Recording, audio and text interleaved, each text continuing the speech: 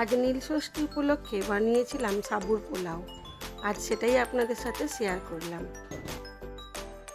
যে কোনো উপোসের দিনে আপনারা যদি বার করেন তাহলে এইরকম সাবুর পোলাও বানিয়ে নিতে পারেন। খুব তাড়াতাড়ি হয়ে যায়, খেতেও খুব সুস্বাদু হয়। অনেকেরই কাঁচা সাবু সহ্য হয় না, এইভাবে করে খেলে সাবু হজমও হয়ে যায়। আমি প্রথমে দিয়ে দিলাম একটু সাদা তেল। সাদা তেলের মধ্যে আমি ছোট ছোট চৌকো চৌকো করে যে আলু কেটে রেখেছিলাম ওগুলোকে একটু নুন দিয়ে ভেজে নেব। খুব ভালো করে ঢাকা চাপা দিয়ে ভেজে নেব যাতে সেদ্ধটাও হয়ে যায়। এই সাবুর পোলাও খেতে খুবই সুন্দর হয়, খুবই সুন্দর, অসাধারণ লাগে খেতে, এবং পেটটাও ভরে যায় আর কোনো রকম অসুবিধেও হয় না। এখন সবারই তো প্রায় অ্যাসিডের ধাত, সেই জন্য কাঁচা সাবু না খেয়ে এইভাবে সাবুকে পোলাও বানিয়ে খেলে খুবই ভালো, খেতেও হয় এবং খুব তাড়াতাড়ি হয়েও যায়। দিয়ে দিলাম স্বাদ মতো নুন, 1 চিমটি হলুদ, নিয়ম রক্ষার্থে। তবে হলুদটা না দিলে সাবুটা সাদা সাদা দেখতে বেশ লাগে। আমার একটু হলুদটা বেশিই পড়ে গেছে। আলুটা আমার প্রায় হয়েই এসেছে, এবারে আমি আলুটাকে তুলে নেব।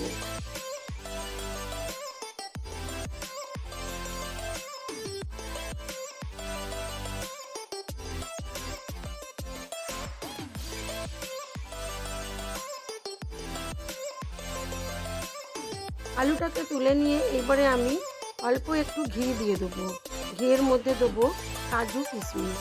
আজ আমার কিশমিশটা নেই, আছে সেটা নিরামিষে নেই, তাই জন্য আমি এর মধ্যে দিয়ে দেবো শুধু কাজু।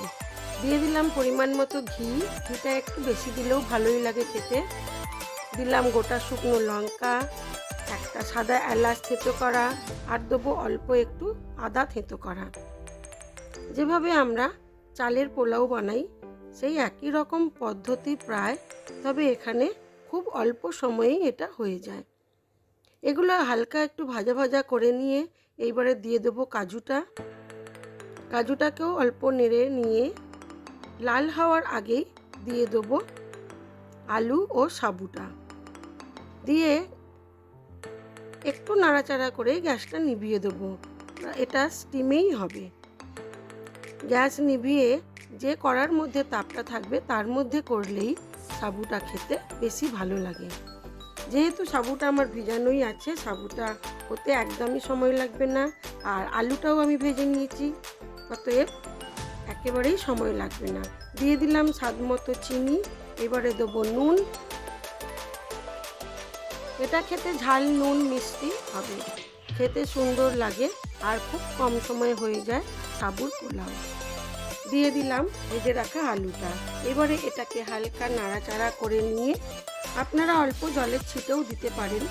একেবারে সাবুটা শুকনো শুকনো হয়ে গেলে অল্প একটু জলের ছিটে দিয়ে ঢাকা চাপা দিয়ে এটাকে 5 থেকে 7 মিনিট রেখে দিলেই হয়ে যাবে। তবে গ্যাসটা নিভিয়ে রাখতে হবে। আমি এখন নাড়াচ্ছি এটা এখন গ্যাসটা নেভানো নেই, তবে গ্যাসটা নিভিয়ে 5-7 মিনিট রেখে দিয়েছিলাম। হয়ে গেছে আমার সাবুর পোলাও। আমি এবার এটাকে সার্ভ করে দেবো।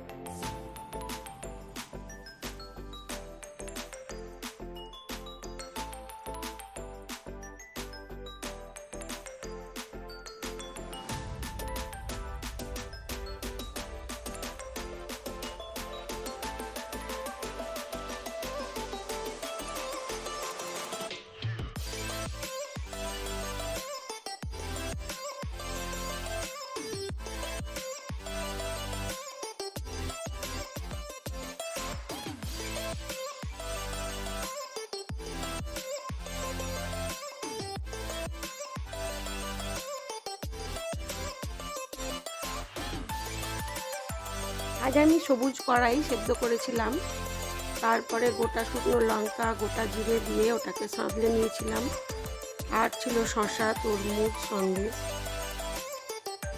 আজ এইটুকুই। সবাই ভালো থাকবেন, সুস্থ থাকবেন, নিজেদের খেয়াল রাখবেন। আর ভিডিওটি যদি ভালো লেগে থাকে লাইক, শেয়ার, কমেন্ট করবেন। আর যদি নতুন বন্ধু হয়ে থাকেন একটা সাবস্ক্রাইব করে দেবেন।